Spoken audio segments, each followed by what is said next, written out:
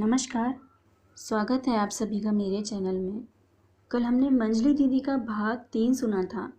भाग 3 के आखिरी में हमने सुना था कि कैसे हिमांगनी सोचने लगी कि अगर वह इस दुनिया में नहीं रही तो उसके बच्चे का क्या होगा।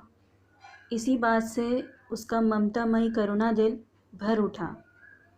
तो चलिए आज हम मंजली दीदी का भाग 4 सुनते हैं।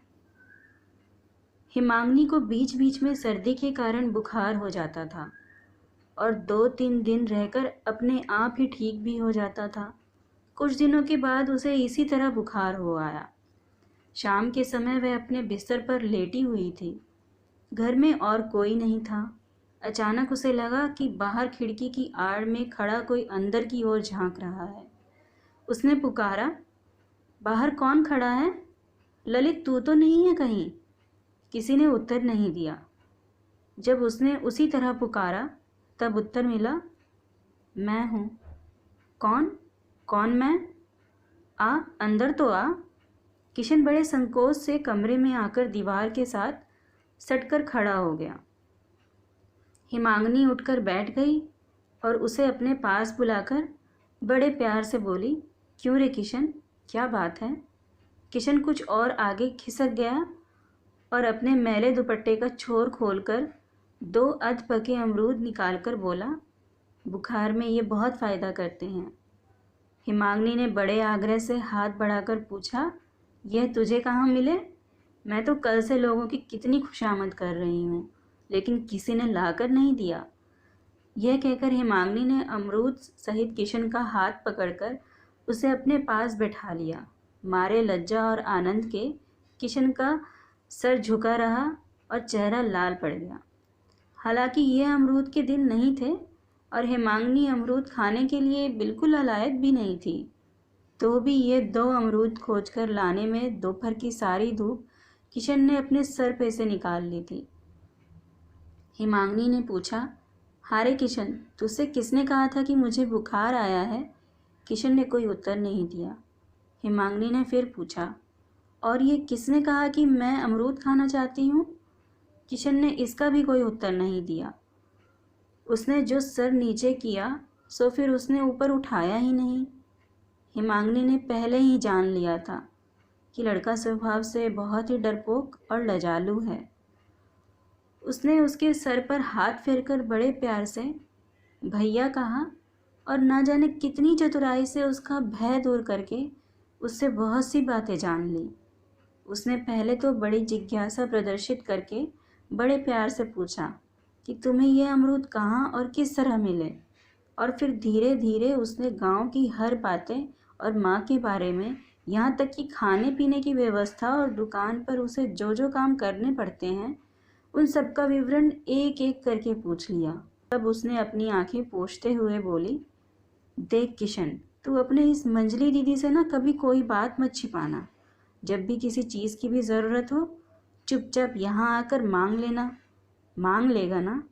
किशन ने बड़ी प्रसन्नतापूर्वक से सर हिलाकर कहा, अच्छा, वास्तविक स्नेह किसे कहते हैं? यह किशन ने अपनी गरीब माता से सीखा था। इस मंजली दीदी में उसी स्नेह की झलक पाकर उसका रुका हुआ मातृ शोक पिघलकर बहने लगा। उठते समय उसने मंजली दीदी के चरणों की धूल अपने माथे लगाई और फिर जैसे हवा पे उड़ता हुआ बाहर निकल गया। लेकिन उसकी बड़ी दीदी की अप्रसन्नता और क्रोध दिन पर दिन बढ़ता ही गया, क्योंकि वह सौतेली माँ का लड़का है, बिल्कुल असहाय और मजबूर है। ज़रूरी होने पर भी बदनामी के डर से घर से भगाया नहीं जा सकता और किसी को दिया भी नहीं जा सकता। इसलिए जब उसे घर में रखना ही है तो जितने दिन उसका शरीर चले उतने दिन उससे खूब कसकर मेहनत करा लेना ही ठीक है। घर लौटकर आते ही बहन पीछे पड़ गई, क्यों रे किशन, तू दुकान से भागकर सारी दोपहर कहाँ रहा? किशन चुप रहा। कादम्बिनी ने बहुत ही बिगड़ कर कहा, बता जल्दी। लेकिन किशन ने फिर भी कोई उत्तर नहीं दिया। कादम्बिनी उन लोगों में से नहीं थी जिनका क्रोध किसी को चुप रहते देखकर कम हो जाता, इसलिए वह बात उगलवाने के लिए जितनी जिद करती गई, बात न उगलवाने के कारण उसका क्रोध उतना ही और बढ़ता गया। अंत में उसने पांचों गोपाल को बुलाकर उसके कान मलवाए और रात को उसके लिए हांडी में चावल भी नहीं डाले। चोट चाहे कितनी ही गहरी क्यों ना हो, लेकिन यदि उसे छुआ न जाए तो महसूस नहीं होता। पर्वत की चोटी से गिरते ही मनुष्य के हाथ पांव नहीं टूट जाते। वह तभी टूटते हैं जब पैरों के नीचे की कठोर धरती उस वेग को रोक देती है। ठीक यही बात किशन के बारे में हुई। माता की मृत्यु ने जिस समय उसके पैरों के नीचे का आधार एकदम खिसका दिया था, तब उसे बाहर की कोई भी चोट उसे धूल में नहीं मिला सकी थी। वह गरीब का लड़का ज़रूर था, फिर भी उसने कभी दुख नहीं भोगा था और धुड़की झिड़की से भी उसका कभी परिचय तो हुआ ही नहीं था। तो भी ये यहाँ आने के बाद भी उसने कादम्बिनी द्वारा दिए गए कठोर दुख और कष्टों को चुपचाप झेल लिया था, क्योंकि उसके पैरों के नीचे कोई सहारा नहीं था ना। आज वह हिमांगनी के मातृ स्नेह की मजबूत दीवार पर खड़ा था और इसलिए आज के इस अत्याचार और अपमान ने उसे एकदम धूल में मिला दिया था।